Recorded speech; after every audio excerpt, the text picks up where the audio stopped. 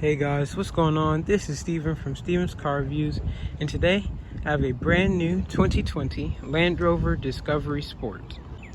Today in this video, I'm going to give you guys a tour of the car, go through all of its features, and take it on a test drive. Here's the key. The updated Jaguar Land Rover key is finished in chrome around the edges and plastic in the center with a Land Rover badge on the back. You have your lock, your unlock, your lights, your trunk, and your hazards button. This car here does not have smart key access, but it is available as an option. This car is finished in Fuji white, which is a solid white color. And on the inside, it's finished with light oyster Luxe Tech with suede cloth inserts in the center, which is an eco-friendly interior with no real leather. This is all imitation leather. You can see there, it is made out of sustainable materials. Then the trim finisher in this car is a gloss black. Hopping in, put your foot on the brake, hit the start button to start.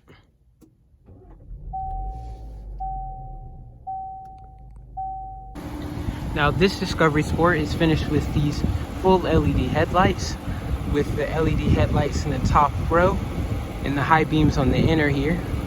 Then on the bottom row, you have your turn signal / daytime running lights. When the turn signals are off, those exact same cubes illuminate in the regular LED color for the daytime running light. This unit is the standard unit, so the silver trim is exactly that, silver trim. However, with the premium LED headlights, that silver trim turns into the daytime running light / turn signal, and also they become adaptive. I like the look of the Discovery Sport. It reminds me of a slightly bloated Evoque, and with this new facelift, it really makes it look like its big brother, the full-size Discovery. You have the typical Discovery lettering on the hood, the 2-bar grille, a slot there in the center, and then a silver kick plate down there on the bottom, and then some more functional grills. Down below, you have your LED fog lights, functional vent, and then a side curtain to cast air over the side. The front also has parking sensors. Up front here, wrapped in Michelin tires, you have 235 R18 rims, which are the standard rims on this Discovery Sport. And you have black side cladding along the bottom and the wheel wells, with this cool little kick up at the top, which is standard for Discovery Sport and Evoque models. And you have this side graphic that says Discovery with some fake vents around it. You have a solid line that runs down the side of the vehicle with your turn signals and your mirror housing, then black window surround. The continuation of the trim all the way to the back provides a floating roof effect, which is a Land Rover and Range Rover trait. Moving on here to the C-pillar, it's finished with a Land Rover badge, your gas cap. And moving on to the back, you have a rooftop spoiler, a black antenna, and full LED taillights, which are very nice. Plenty of detail. See if you get up close here, see all the detail. You also have an LED backup light. Then down below here, you have your rear fog lights. And then 2 exhaust pipes that are pointed down to the bottom. And then you have your Discovery badging here in the center, with your Sport badge, P250S, your Land Rover badge, and then your backup camera with a cleaner. You have your LED brake light there at the top, integrated into the spoiler. And here's just another look at the car. I think it's a clean design. It's not too fussy. It looks like a Land Rover. I think it appeals to its clientele.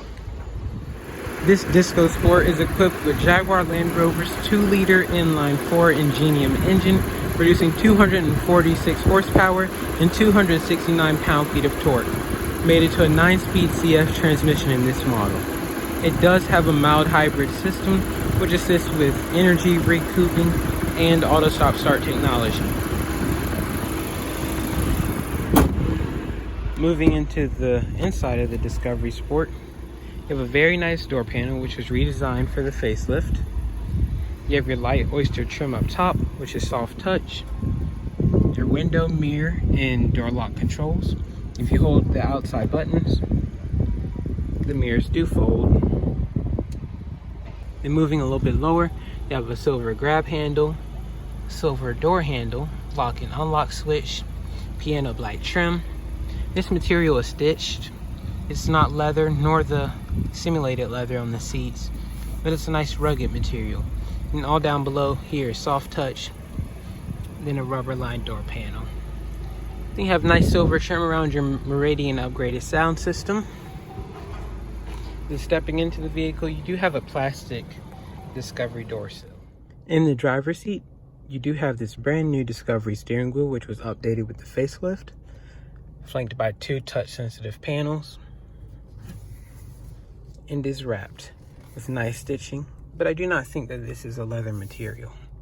However, these panels control the infotainment, cruise control, and this display up in front, which is brand new for the facelift. All new gauge cluster, which is partially digital and analog. However, in the center here, you can go through several different things when you hit menu on the touch sensitive button.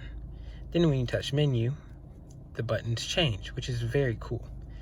Then you use the arrows, you can go through all types of settings. Here you have your driver assistance with your collision avoidance, lane keep assist, steering assistance, speed limit with traffic sign recognition, as you can see here, and your driver condition monitor. Moving over, you have your trip, all these things that you can see in the center of your display here, but it is standard to see the speedometer. Vehicle settings, vehicle information, and back to the driver assistance. But this is the normal display with your fuel down below there, miles, then your temperature. Then you have different settings, your driving mode, and your speed limit. Also, you have your temperature, your range, and then your time. Looking at dashboard materials, the top of the dashboard is finished in this soft touch material, which looks quite durable. Then you have this gloss black trim, more soft touch material with real stitching. However, it's not leather or imitation leather. Moving down to the center console, you have these aluminum rails which flank it. Plenty of gloss black, as you can see.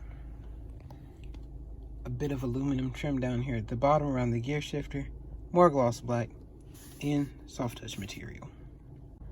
Moving to the center, you have 2 air vents, which are very nice. Piece of piano black trim, then all soft touch at the top of the dashboard here. Moving down, you have the brand new 10-inch in-control touch infotainment system, which is brand new and standard for this facelift. However, the Discovery Sport is not available with the duo screen system that you can find in the Vogue, Velar, Sport, and full-fat Range Rover. You have your navigation, media, and phone, along with several hotspots that run along the bottom. Swiping to the right here, you get all types of extra features and settings, including Apple CarPlay, Android Auto, your web browser, eco data, and your cameras.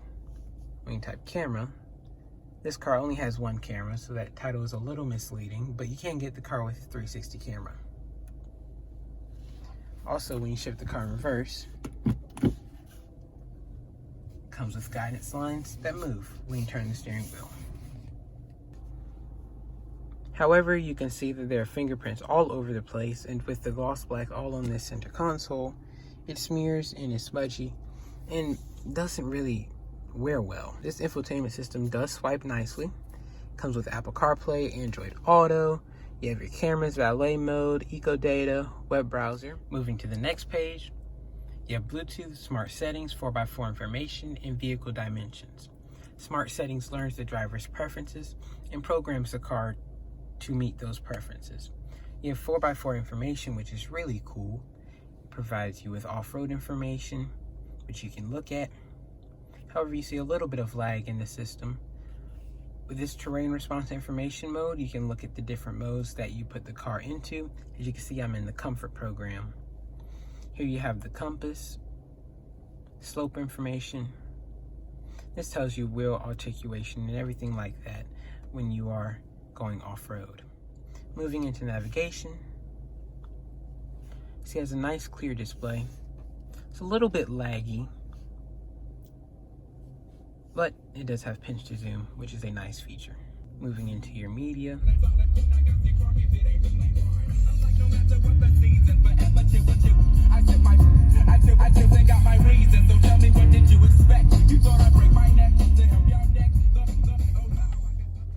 You can hear a little bit of the Meridian sound system. Even though it's not the surround system, all Meridian systems are great. You have settings off to the left there. Then when you hit the settings button, you can control your different media settings. Of course, you have all different types of sources. Then you can use your Apple CarPlay, Android Auto. Then you have your phone connections. Moving down below in the sea of gloss black, you do have your AC controls and your volume control. All your AC controllers are here in the center, and they are touch sensitive, as you can see.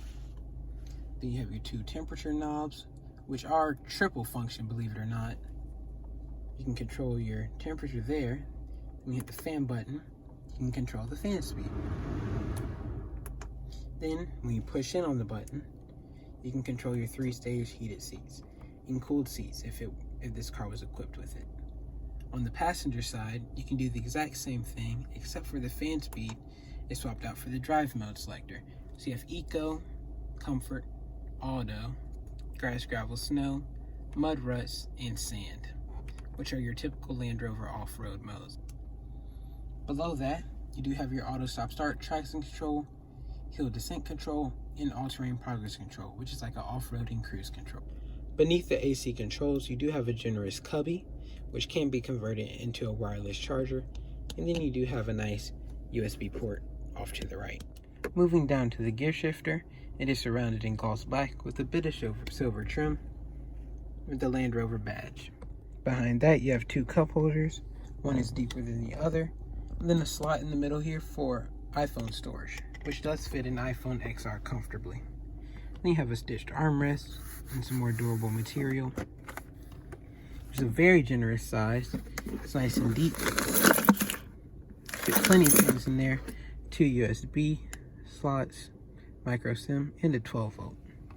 A neat thing is, these cup holders are removable, and it opens up to a big cavernous space where you can put water bottles or a handbag. Up top, you have a nice frameless rearview mirror, which is auto dimming with your garage door opener controls. Here you have your map lights, which are touch sensitive, roadside assistance, SOS, and then your glass storage. However, there is no panoramic sunroof in this vehicle, which is quite unfortunate, but it is available as an option. You have your sun visors with a mirror, no LED light attached, but you do have this roof light.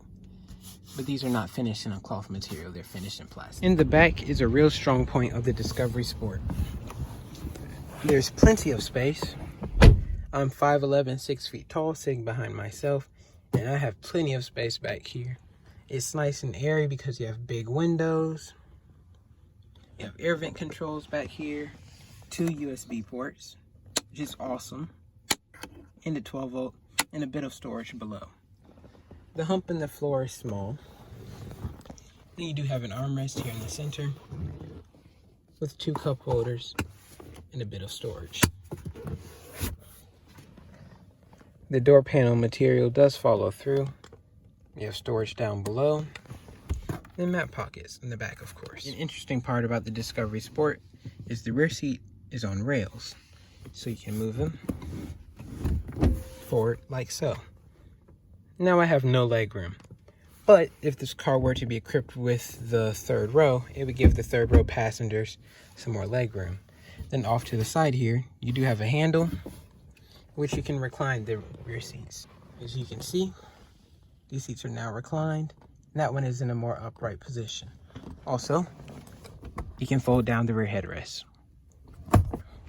Around back, you have a manual liftgate, but power is optional. You have very generous cargo space back here with a rubber load mat. There's very nice Land Rover branding, a nice and flat load sill, not too high off the ground, and there's a nice opening.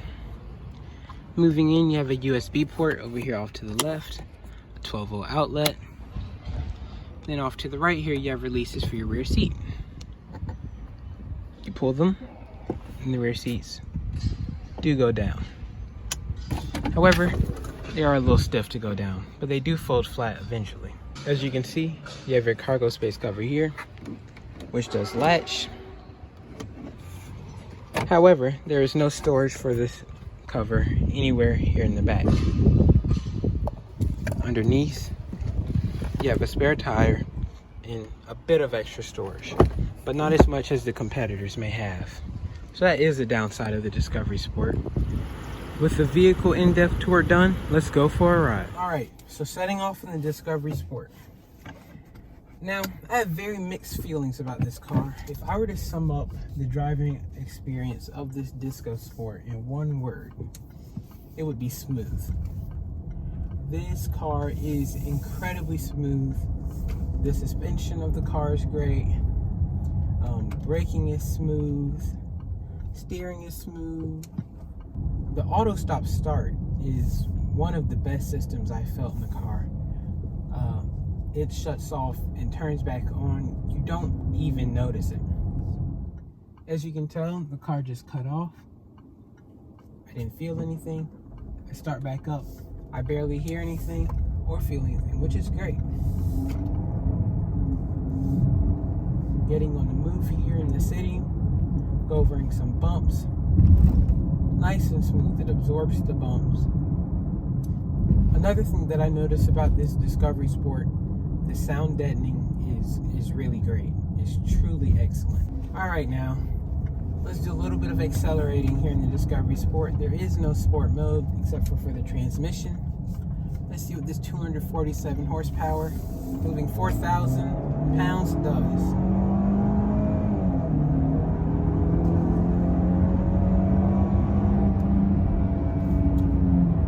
Well, the Discovery Sport is not the swiftest thing. It's nice.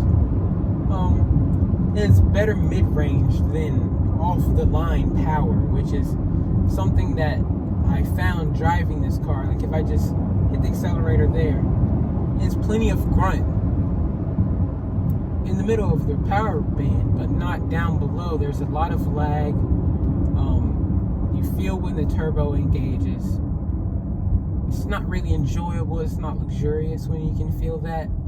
The sight lines, visibility is great. The mirrors have a great size to them. You can see out the back relatively well. The rear headrests are a little bit big. I'm sure it's a great family vehicle. It's quiet, it's smooth, gets good fuel efficiency. And the good thing about this car is that you have to recognize it's not trying to be anything it isn't. It's a Land Rover. It's a family vehicle. It can go off-road, you know? It has a 2-cylinder. It's not trying to be sporty. It's trying to be a solid family vehicle. And I think that's why Land Rover buyers truly like this car, because it has a solid feel, great view off the front. It has that typical Land Rover viewing angle. You feel like you're on top of the road, and it's just solid. You have great sight lines, and I think that's why it's a great family car. However, I do not think it's the best car in its class, which is, especially with, you know, the arrival of the new Mercedes-Benz GLB, I think this car totally loses out to that. All right, guys, I want to thank you for watching my review of this 2020 Land Rover Discovery Sport. My final verdict is I think it's a good car. However, I think that the new competition, such as the Mercedes-Benz GLB, is slightly better than it. But I do think that the facelift that Land Rover has given it for the 2020 model year definitely makes it a more competitive player in this game. So guys, if you enjoyed this review, make sure to like, comment, and subscribe. There'll be more videos coming. See you, everybody.